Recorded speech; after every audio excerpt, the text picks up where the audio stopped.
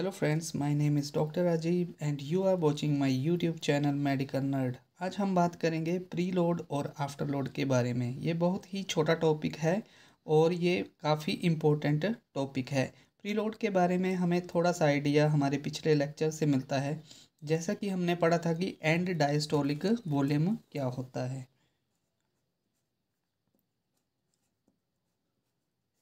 So, at the end of diastole or diastole, the amount of blood or the volume of the blood present in each ventricle जो था हमारे पास क्या था वो and diastolic volume. तो and diastolic volume में हमारे पास mainly क्या हो रहा था कि डायस्टली में क्या होता है, डायस्टली में होती है फीलिंग ऑफ वेंट्रिकल्स। ठीक है, फीलिंग ऑफ वेंट्रिकल्स होती है, that is it self and diastolic volume. क्योंकि जब फीलिंग होगी तो क्या होता है, डायस्टली में फीलिंग होगी तो at the end of the diastole जो हमारे वेंट्रिकल्स हैं वो पूरी तरह भर जाते हैं और उन्हीं को हम बोलते हैं कि end diastolic volume. It means that after the end of diastole how much amount of blood और the volume of the blood present in each ventricle. तो उसी को ही हम प्रीलोड बोलते हैं। तो ये एक कंट्रीब्यूटरी फैक्टर हो गया। सेकंड कंट्रीब्यूटरी फैक्टर है हमारे पास कि जितना ज़्यादा वॉल्यूम होगा ब्लड का वेंट्रिकल्स में उतनी ही ज़्यादा स्ट्रेच होगी। ठीक है, और जितनी ज़्यादा स्ट्रेच होगी उतनी ही ज़्यादा मात्रा में या फिर उतने ही ज़्यादा अमाउंट में फोर्स जनरेट होगी हार्ट के द्वारा। तो वो भी एक कंट्रीब्यूटरी फैक्टर हो जाएगा प्रीलोड के लिए। क्योंकि जितना ज़्यादा वॉल्यूम होगा उतनी ही लेंथ हो जाएगी वेंट्रिकल्स की। जितनी ज़्यादा लेंथ होगी उतनी ज़्यादा स्ट्रेच प्रोड्यूस होगी और उतनी ही ज़्यादा फोर्स प्रोड्यूस होगी। इट मीन्स दैट कि अगर वॉल्यूम ज़्यादा आ गया है वेंट्रिकल्स में तो उनको उतनी ही फोर्स से उस ब्लड को बाहर निकालना पड़ेगा। यही बात हुई ना, इसको बोलने का मतलब यही है कि उसको ज़्यादा फोर्स जनरेट करनी पड़ेगी। अगर ज़्यादा फोर्स जनरेट करनी पड़ेगी तो उसी को हम क्या बोल देंगे, उसी को हम बोल देंगे प्रीलोड।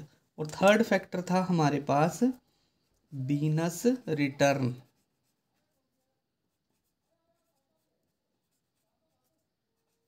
तो वीनस रिटर्न में क्या था कि वीनस रिटर्न किसके ऊपर डिपेंड करती है, टोटल सर्कुलेटरी वॉल्यूम। ठीक है, तो सर्कुलेटरी वॉल्यूम पे ये डिपेंड करती है।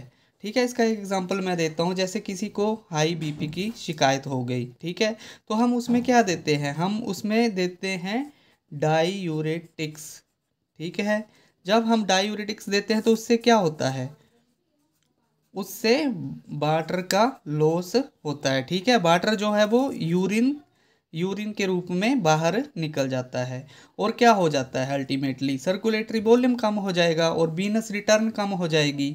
तो वीनस रिटर्न जितनी कम होगी उतना ही प्रीलोड जो है वो कम होगा। क्योंकि क्या होगा, क्योंकि वीनस रिटर्न का मतलब क्या है, venous return is important for the feeling of the ventricles. तो वीनस रिटर्न कम हो जाएगी तो फीलिंग भी कम हो जाएगी।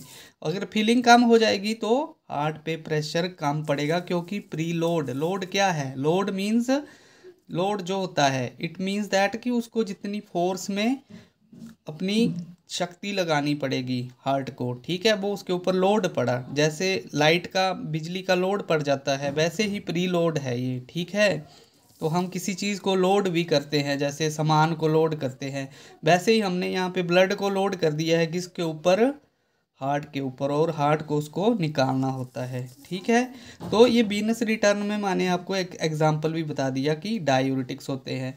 दूसरा एक कंट्रीब्यूटरी फैक्टर है जो कि वीनस रिटर्न के ही अंडर आता है। इसके बारे में भी हमने पिछले लेक्चर में पढ़ा था और उसका नाम क्या है, वीनस टोन।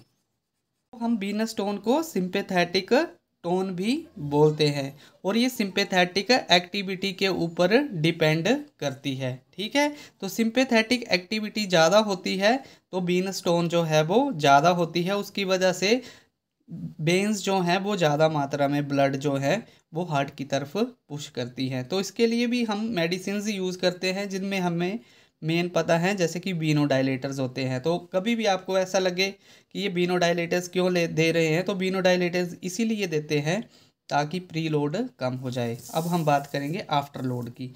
तो आफ्टर लोड में क्या होता है कि it is the resistance, so resistance against which